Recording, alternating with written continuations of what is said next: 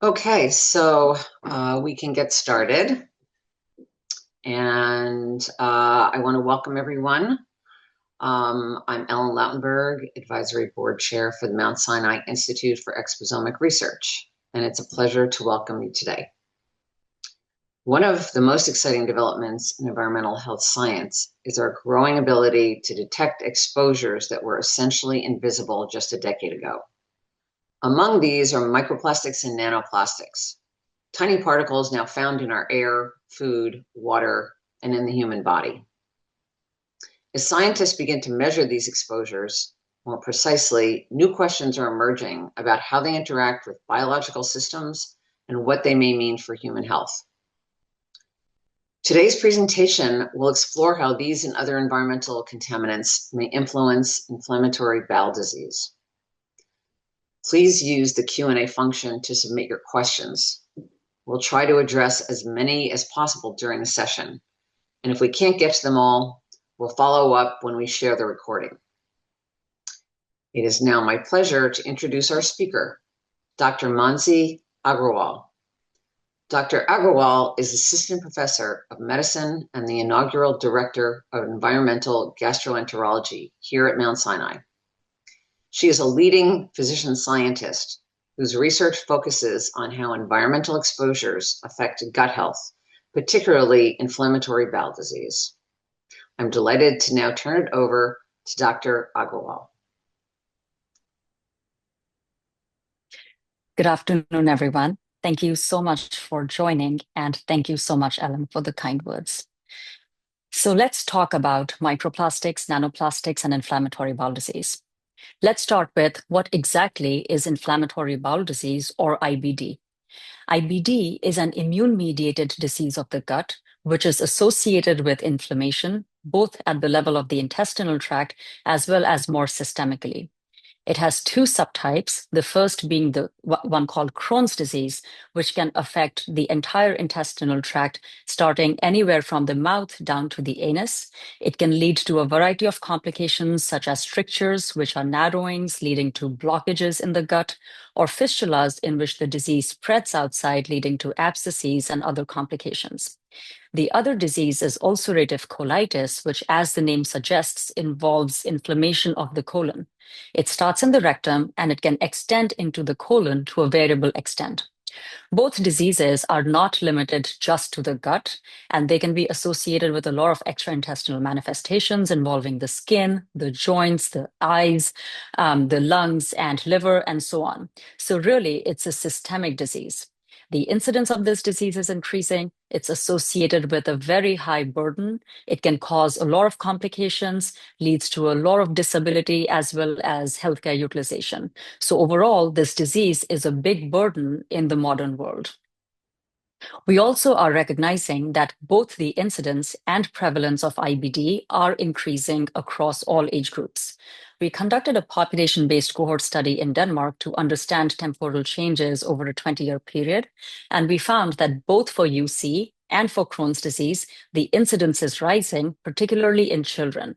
And because of this rising incidence and the fact that people are living with this disease for decades, there is compounding of prevalence, and so the prevalence of this disease is increasing substantially.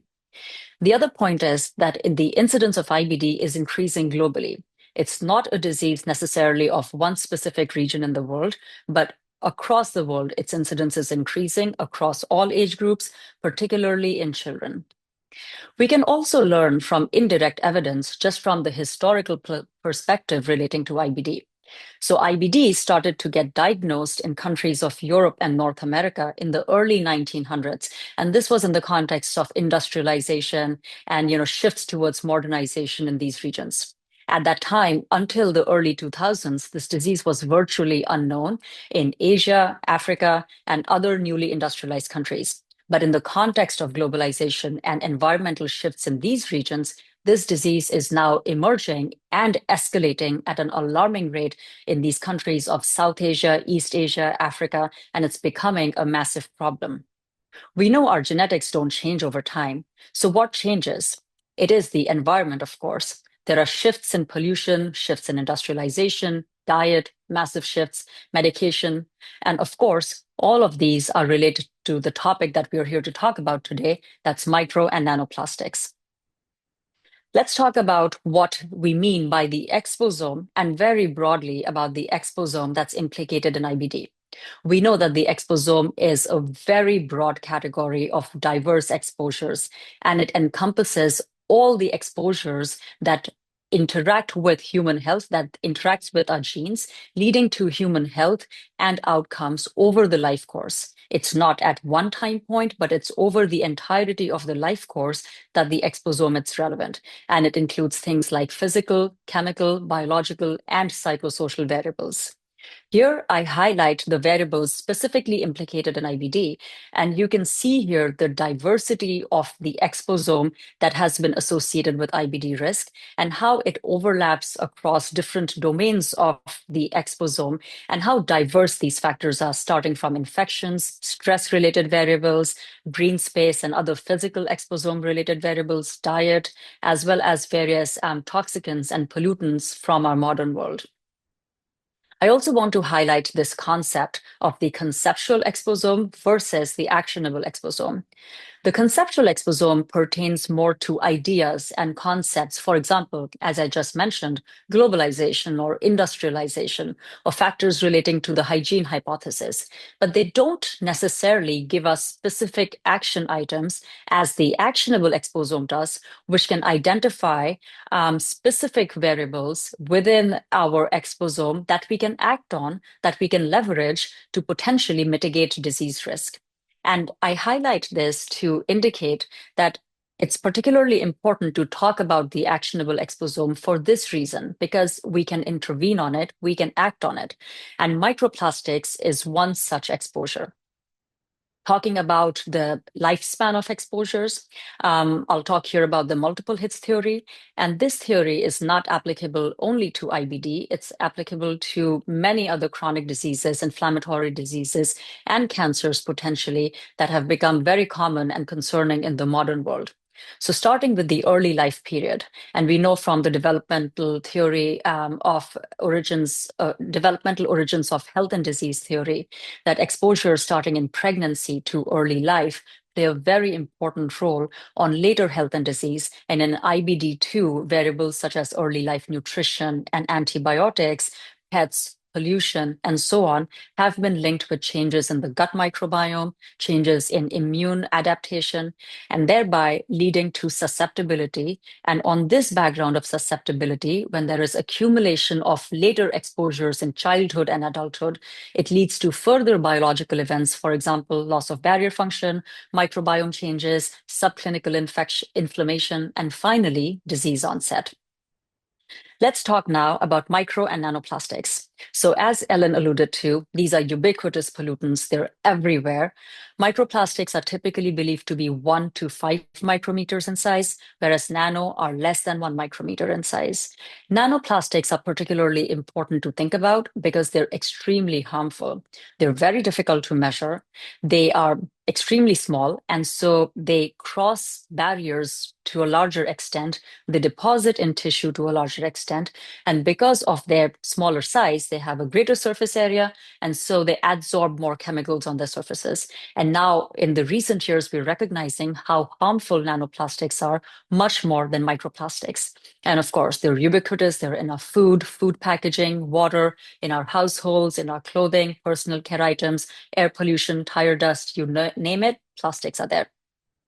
It's also important to think about plastic size in the context of the organ system or tissue or disease that we're talking about, because depending upon the size of the particle, it may or may not get cleared and it may get deposited in the tissue. And from this graph, you can see here that particles that are less than 2 and 2.5 micrometers in size pass through the gastrointestinal epithelium, through the barrier, and a very wide range of particles, particularly nano particles, get deposited in the system. They're in the systemic circulation and they get deposited in tissue. So again, smaller size is more harmful. Not all plastics are alike. In fact, I would argue that each plastic particle is different from each other, and there are many different chemical and physical properties to take into account. The size, like I just said, their shape, their surface, their crystalline features, the additives on it, as well as the chemical polymer subtype. And so there are all of these different variables that go into the study of micro and nanoplastics. Another important consideration, which actually is a very big caveat in conducting microplastics research and in interpretation of these studies, is how we are methodologically measuring them in biological samples. So first, we have to be mindful of collection of biological samples using plastic-free protocols to the extent possible. So for example, we use protocols with metal and glass containers, minimizing equipment that is made of plastic in its collection. Ambient air, indoor air plastic contamination as the sample is being collected is also an important problem. So accounting for it using blanks is a consideration. Then depending on the matrix, sample preparation is a key step. And again, depending on the matrix, on the fat content, on its composition, we have to be careful to treat the matrix or the sample such that remove the biological tissue, but simultaneously not degrade the plastic. And there are certain types of plastics which are particularly sensitive to degradation when we use specific acids or alkaline agents to prepare the aliquots. And then finally, there are many different techniques for microplastics detection. Broadly, these are either vibrational spectrometric techniques or mass spec-based techniques. Each technique has its own caveat, and each technique gives us a piece of information. So it's like 10 people palpating an elephant, and each person will give a disparate piece of information, and it is the composite that's truly what the truth is. And so we have to keep all of these caveats in mind when we're doing microplastics research. As an example, in the past, we believed that microplastics and nanoplastics did not contaminate bottled water substantially, but colleagues from Colombia did an analysis where they developed a very sophisticated hyperspectral stimulated technique to measure nanoplastics in 3 different brands of bottled water. They found that there was a substantial amount of plastics to the order of 100,000 per liter of water.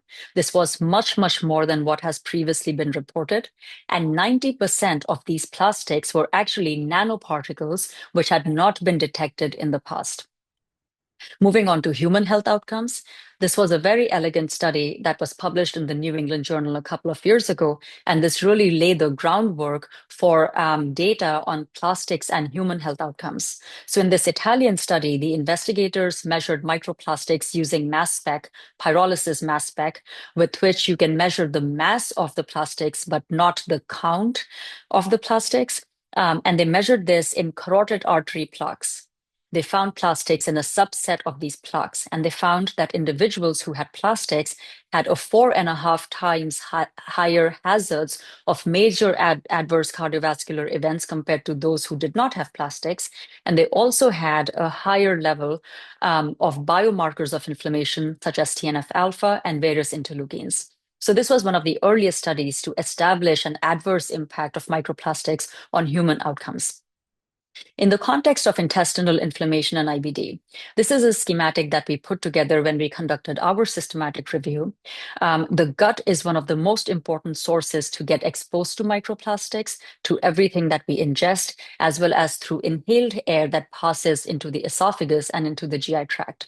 Microplastics then pass into the small bowel and the colon, and they alter the gut microbiome. There are plenty of data on that. They get deposited in the walls of the GI tract, leading to local inflammation. And those particles that pass into systemic circulation lead to downstream events with changes in cytokines, as well as immune markers and immune pathways. In the context of IBD, this, I think, was the very first study to study a relationship of microplastics with IBD. In this study from China, the investigators looked at 50 individuals with IBD, 50 without, gave them survey data to assess their microplastics exposure and measured plastics in their stool. And they found differences in IBD versus controls with a higher level of microplastics in the stools of individuals with IBD. However, this study was associated with a lot of limitations. They had a small sample size. Their survey data have been, questioned a little bit in terms of how the questions were designed, as well as the methodology for collection and processing of microplastics there were limitations to those. However, provocative study and provides the first insights into IBD and microplastics. And so we wanted to understand what is the impact of microplastics on intestinal inflammation and IBD, particularly with exposure during the most vulnerable period, that is pregnancy and early life. So for that, we designed what we called the PLANET study, and we launched it in 2013. In this study, we recruit pregnant women with and without Crohn's disease. We collect a lot of demographic and survey data from them, particularly focusing on plastics, data related to IBD, as well as collection of samples using what we designed specifically for this, plastic-free protocols. We also collect samples around birth, so placenta and cord blood, breast milk samples, as well as samples from the baby. So we have freezers that are full of diapers. We have recruitment ongoing. And so if there may be any interest for study in terms of study participation or any questions, please feel free to contact me. In terms of our surveys, we designed these surveys to measure plastic exposure across 5 relevant domains. One was beverage, so bottled versus filtered water, thermal exposure, and so on, food packaging, food preparation, personal care items, as well as cleaning products. And so we assessed microplastics exposure via survey in each of these 5 domains, as well as developed an overall composite score. And then in these samples, particularly in maternal stool samples from the 3rd trimester, we used a vibrational spectrometric method called mu Fourier transformed infrared spectroscopy to measure microplastics in stool samples. It's a very good method because it can tell us about the size of plastics up to 10 micrometers, so 10 to 20 micrometers, the polymer type, the shape, as well as the size. So it provides a lot of insights. Of course, it doesn't measure nanoplastics, which is a limitation, but for our pilot analysis, we went with this, also balancing the time taken for this analysis and the costs associated with this. So here are some of our preliminary data. These are first data in the context of exposure domains and stool microplastic profiles. We found that food preparation related scores were associated with the highest coefficients for microplastics abundance and fiber overall. Personal care items were associated with the tiniest plastic size, as were beverages, whereas the composite score was not necessarily associated with a unidirectional relationship, suggesting that different domains contribute to different extents, which makes sense. Beverages and food preparation, which directly go into the GI tract, are more likely to have a harm on in terms of microplastics exposure relative to perhaps some other sources which not be as direct. Of course, these are preliminary data, pilot data, but they're very provocative. Next, we looked at microplastic abundance and chemical composition from 3rd trimester stool samples. So this is based on 42 study participants, 21 with Crohn's disease and 21 healthy controls. And you can see here first that we found microplastics across all 42 samples. So all women during pregnancy had microplastics in their gut. Second, we found a lot of variability. Some participants had very few plastics, whereas others had very high abundance. So there was a lot of diversity in terms of plastics abundance. And that suggests potentially that individual behavior matters. So what we eat, the choices that we make in our daily lives beyond what is outside of our controls, for example, when the air that we breathe, our choices matter in terms of how much microplastics pass out in our stool. And third, when we looked at the chemical composition, it was very comparable to the top microplastics that we are exposed to, such as polyethylene, polypropylene, and nylon. Next, we looked at the relative microplastic size distribution by maternal Crohn's disease status. In this graph, the purple bars represent healthy controls and the pink ones represent Crohn's disease. And we found a very distinct size distribution. Women with Crohn's disease had a predominance of the tiniest particles. So the tiniest 10 to 20% particles were predominant in healthy controls, whereas their concentration was much lower in Crohn's disease. And this is a PCA graph which depicts the same thing, where you see quite separate clustering by size in healthy controls versus Crohn's disease. So the overall abundance of microplastics was comparable between the two groups, but the size distribution was quite distinct. And so that makes us wonder, what happens to the smallest microplastic particles in Crohn's disease? Crohn's disease is is a disease where there is impaired barrier function and intestinal inflammation. So our hypothesis is that in that situation, there may be passage of a larger amount of plastics through the barrier wall and internalization of the smallest plastic particles. This is our hypothesis, and we're doing additional studies to unravel this. But to our knowledge, these are the first data to find this impact of Crohn's disease status on microplastic size. We then wanted to understand the impact of microplastics on fecal calprotectin, which is a biomarker of intestinal inflammation. We found a sort of trend between microplastics abundance and calpro, but no clear signal. And interestingly, when we looked at that with chemical subtype, we found that polyamide or nylon seemed to associate it with calprotectin or a marker of intestinal inflammation. Again, these are pilot data, preliminary data, and we're building on this. So hopefully I'll have more data to share in the coming 6 months, 1 year. Okay, so what are the downstream mechanisms and what are the data from animal studies on intestinal inflammation and microbiome?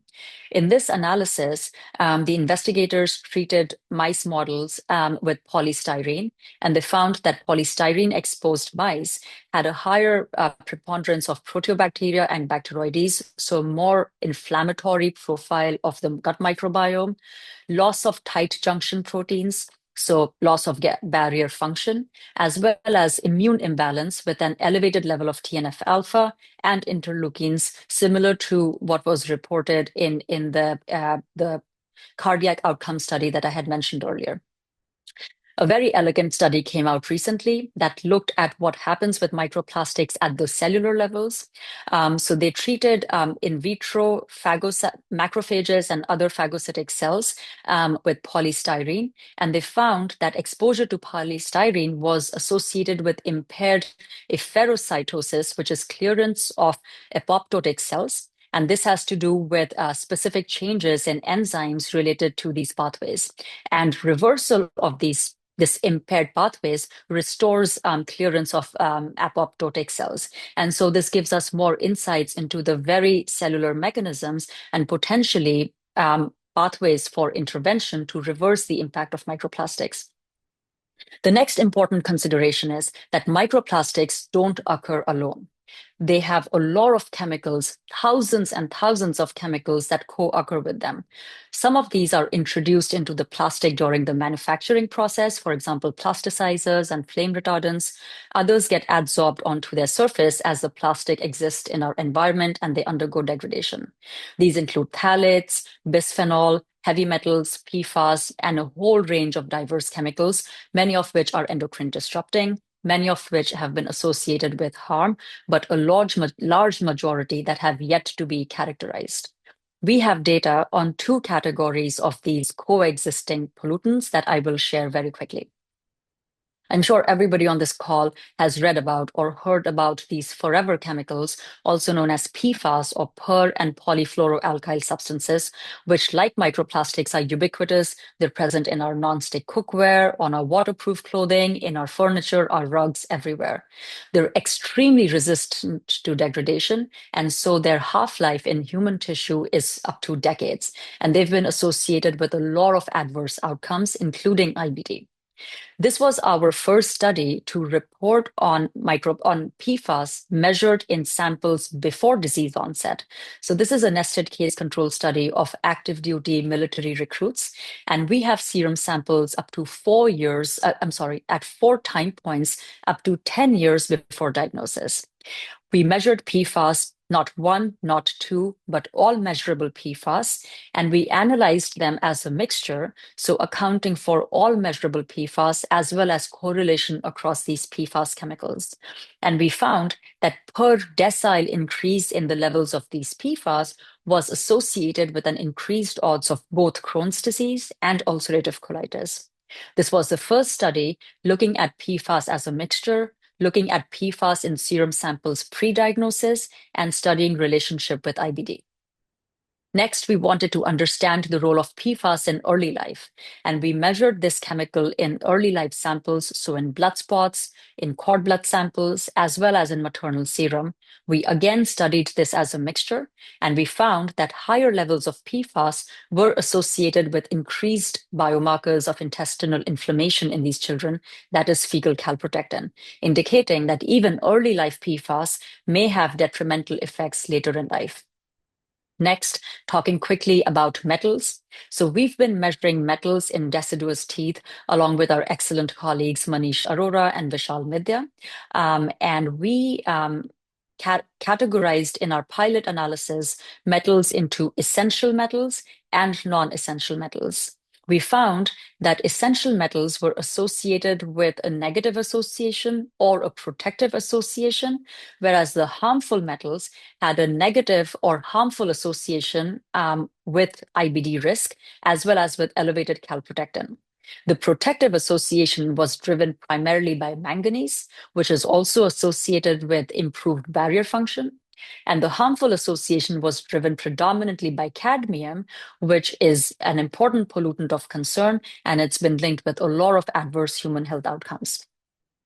In terms of what can be done to lower the impact of microplastics, are there any specific dietary interventions or specific compounds, antioxidants in our foods? And so there was a very provocative study on anthocyanins.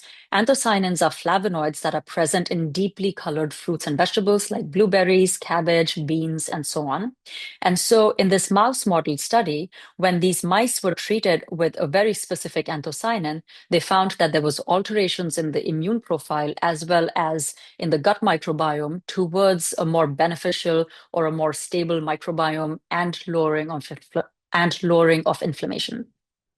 This is a very early study. It's an animal study. It needs to be replicated and it needs to be done in external cohorts. But this was very interesting that specific dietary antioxidants may have a beneficial effect. And so what does all of this mean for our patients? What does it mean for the community? And I put together this slide just summarizing the harms that we know of specific chemicals, and then in contrast, the benefits of specific lifestyle interventions. So avoiding plastic materials, non-stick cookware, avoiding ultra-processed foods, because not only are the foods associated with harm, but they come with a lot of packaging, plastics, and food contact contaminants, avoiding synthetic materials, as well as products with chemicals to the extent that we can. And then the reverse of that, favoring reusable materials, home-cooked foods, plant-based foods, natural materials, ventilating our homes regularly, as well as regular exercise and sleep have been associated potentially with a lower risk of IBD. Of course, we cannot upend our lives and make all of these dramatic changes, but I do think that there is a role of small changes to the extent that we can in our homes to minimize our exposure to these chemicals and these harmful chemicals that we know have been linked with IBD as well as other health outcomes. Whether or not this lowers the risk of IBD, it will certainly not have harmful effects and potentially also carry benefits across other diseases. In terms of prevention, when we think about public health, primary prevention implies lowering risk in at-risk persons. And so I envision that we can develop in the coming years an environmental risk score based on the levels of these chemicals in biological samples. And those who are at high risk based on environmental risk scores may be candidates for some sort of a prevention intervention.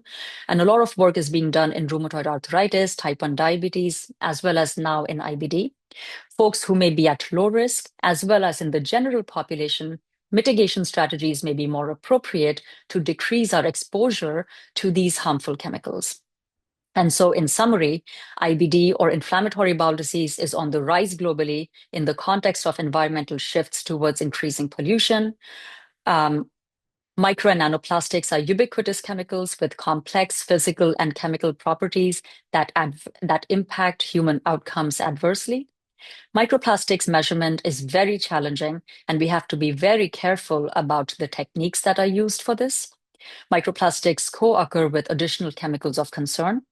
Microplastics and these other chemicals are implicated in microbiome disruption, intestinal inflammation, and IBD risk.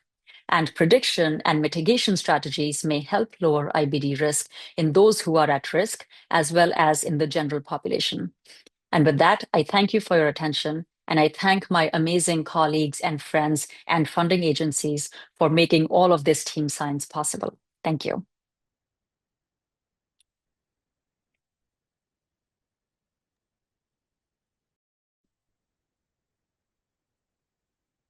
Great. Thank you so much, Dr. Agrawal. That was fascinating and so much information to digest, but no pun intended. And we will go to some questions now. Okay, so first question was about the size range that you mentioned for the microplastics. And is it that it was 1 microns to 5 millimeters for, or maybe you can just kind of repeat the measurements of the nano and microplastics. Sure. So micro are typically considered to be between 1 and 5 micrometers, whereas nano are considered to be anything that's less than 1 micrometer. And these definitions are not completely standardized. In different studies, we may find different definitions. But the point is, the smaller the plastic particles, the harder it is to measure, and simultaneously, the more important it is to measure. Got it. Yeah, that makes sense. Okay. Another question is, can you say more about whether there is any evidence that microplastics interact with gut health and the microbiome to increase the risk of neurodegenerative or other diseases that have been implicated in microplastic exposure? I think that's a really excellent question. And I am not sure of data specifically on microplastics exposure via the gut leading to neurodegenerative diseases. But I do think this is an important space for, studies in the future. Again, this highlights the challenges of microplastics research, and also this research is very nascent. It started only a few years ago, and I'm sure in the coming years our techniques will improve, the quality of this research will improve, and we'll be able to address these questions. Okay. In the PLANET study for the stool sample specifically, what digestion protocol and method have you been using, and how did you decide on the digestion protocol method? We developed a digestion protocol after a lot of trial and error in collaboration with our colleagues who do the microplastics analysis. They're a chemistry lab, actually a chemistry and engineering lab at Aalborg University, Denmark. And this was the first time they were dealing with stool as the matrix. And so they developed this protocol involving treatment with various alkali, and they changed the doses of the alkali such that to ensure or mitigate damage to the microplastics particle itself. And so if it's of interest, we can certainly share the protocol for the multi-step enzymatic and KOH degradation. But this is something that our colleagues developed. Okay. Can probiotics help support the microbiome balance? Yeah, I don't know. The short answer is I don't know. But I think that probiotics, because they include a set number, a defined number of strains of bacteria, I don't know if they would necessarily changing the microbiome by supplementing it with a specific set of bacteria would make such an impact. I would argue that prebiotics, which are fermentable foods that promote the development and establishment of a more diverse microbiome, may have a larger impact in maintaining the diversity of the gut microbiome, and so in that sense, the stability. I know that there is research ongoing on looking at specific taxa that may have a beneficial effect against microplastics and related intestinal inflammation, but I'm not sure if there are as yet any probiotics that could be taken for this purpose. Okay. All right. Fecal nanoplastic is a net effect of ingestion minus absorption. Does it reflect more about exposure or clearance? That's one part of this question. Let's see. CD has lower fecal levels of the smallest nanoplastic in size. Could that be because of CD's comprised barrier, making it more penetrable, i.e., absorption into the system? Yeah, so both excellent points, and yes, I do think that it's a combination of exposure, so ingestion of the plastics, and clearance, i.e., passage through transcellular or paracellular mechanisms into the intestinal wall. Which one predominates, or the balance between the two? I think a lot that's a very important knowledge gap, and that is yet to be addressed. And yes, the second point, I completely agree. That is our hypothesis that in CD or Crohn's disease, because of impaired barrier function, there may be more passage or internalization of the smallest microplastics into the intestinal wall. Got it. Okay. You may have addressed this, but the question is there any information on microplastics and specifically irritable bowel syndrome? I don't think that this has yet been looked at, microplastics and irritable bowel syndrome. Very important question, also a knowledge gap. And I will add that there is a co-occurrence of inflammatory bowel disease with irritable bowel syndrome, and there is changes in visceral hypersensitivity in IBD. And so I would completely hypothesize that microplastics would be associated in some way or the other and influence this relationship. And I acknowledge that that's an important research question. Okay. Is there a gold standard technique for microplastics for laboratory testing? I don't think so. I think that the different techniques give us different aspects of information. So, for example, vibrational spectrometric methods will give us information on the abundance, the shape, and the size of microplastics, as well as the chemical composition. Whereas pyrolysis, mass spec-based techniques give us information on their mass. So they involve thermal degradation processes. So all the plastics get degraded. And so what is measurable is the mass of the microplastics and the chemical composition. So both categories of assays or techniques give us two different kinds of information, both of which are complementary. And I think the techniques are also improving and evolving. And so my hope is that in the coming years, it will be easier, faster, and more accurate to measure microplastics in different tissues. Okay. One slide, you mentioned appendectomy. What is the impact of an appendectomy? And does it matter whether it was childhood versus adulthood? So appendectomy is actually very interesting and a very long conversation, but I'll try to summarize it in 2 minutes. The appendix is a very immunologically active organ, and it harbors microbiome as well as something called a biofilm. And we don't, and that plays a very important role in health and disease. We don't know exactly how, but across epidemiological studies, appendectomy has been linked with modulating IBD risk. So when the appendix is inflamed, so when there's appendicitis and an individual undergoes appendectomy in that context, appendectomy of an inflamed appendix is associated with a lowering of IBD risk.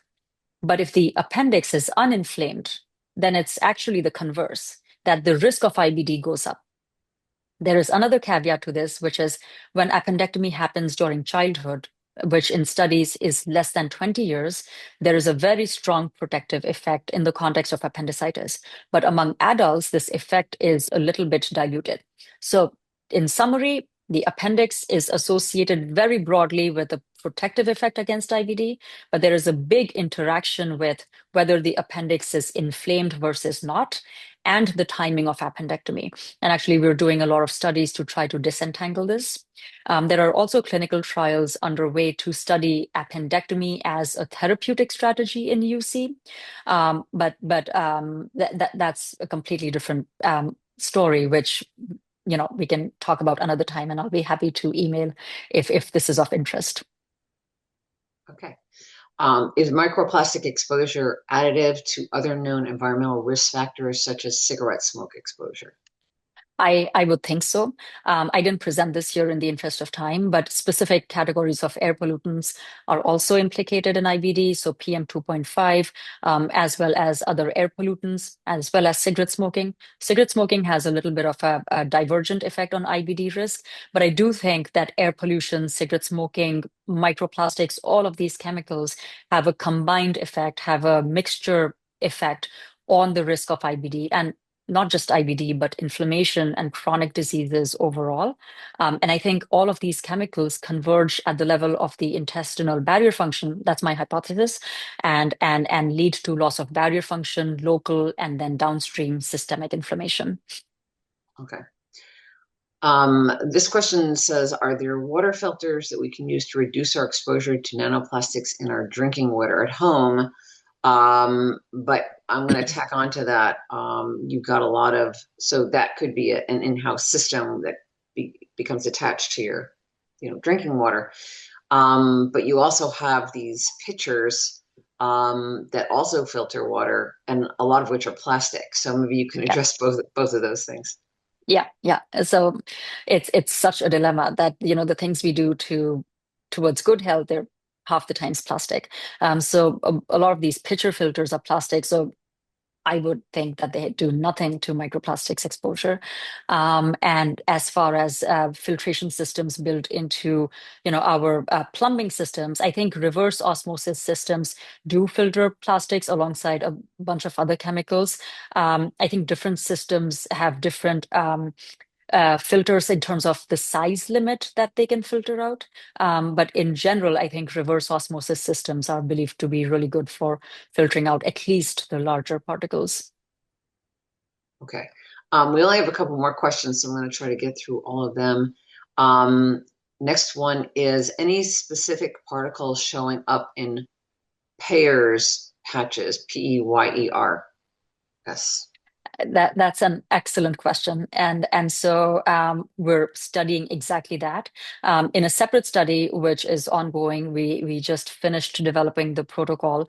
We're going to be measuring microplastics in histology slides from individuals with and without Crohn's disease, and we're going to be looking specifically at the terminal ileum, i.e., the Peyer's patches, because those are the sites which are almost like the gods to different exposures where various chemicals get internalized and there's a lot of immune activity going on. So this is an excellent research question, and we're actively working on this. Okay, a question regarding the size absorption of microplastics. What is the size that can penetrate epithelial cells? So in passing paracellularly in between cells, I think what has been reported so far is approximately 1 to 2.5 micrometers. But then there's also passage of microplastics transcellularly. So the cells in the intestinal barrier internalize these cells, and then that passes more into the systemic circulation. And so even larger particles can get internalized that way. So yeah, these are the reported mechanisms for passage of plastics in. Okay, last question that's on here. Are there other infectious/inflammatory GI conditions that are associated with lower risks of IBD besides appendicitis? Um, so actually, other inflammatory and immune conditions are associated with an increased risk of IBD.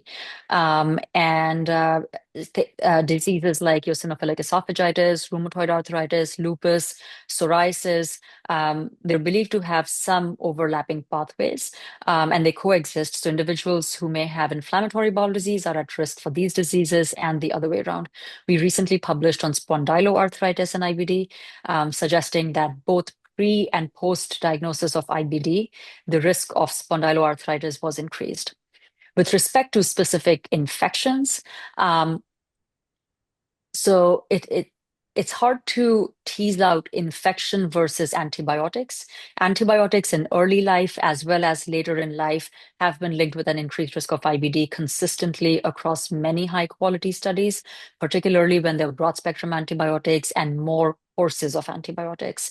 And so there is that. EBV, Epstein-Barr virus, has a very interesting story in that we're increasingly finding, and this is true for multiple sclerosis as well, we're increasingly finding that EBV later in life, so in childhood and adulthood, may be associated with increased risk of Crohn's disease, whereas EBV early in life, so in the early life period, may be associated with potentially a lower risk of Crohn's disease. We found this in a population-based cohort study that we did.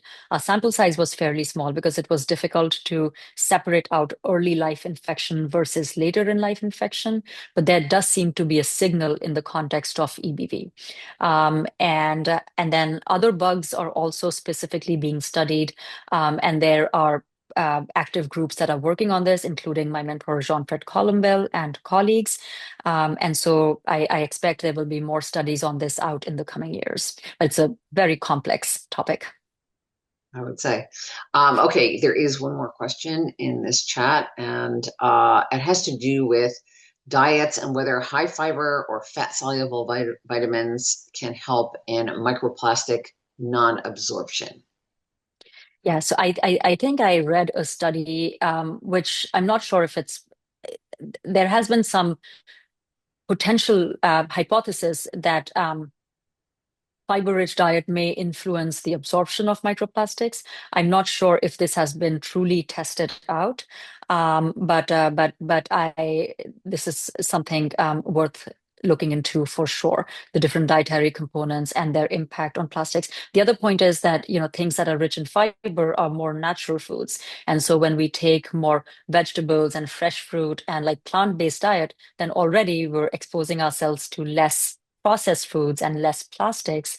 And conversely, processed foods, which have an abundance of plastics, they don't have as much fiber and they're very synthetic and processed. So there's a lot of correlation between plastics and different dietary components that are hard to tease out.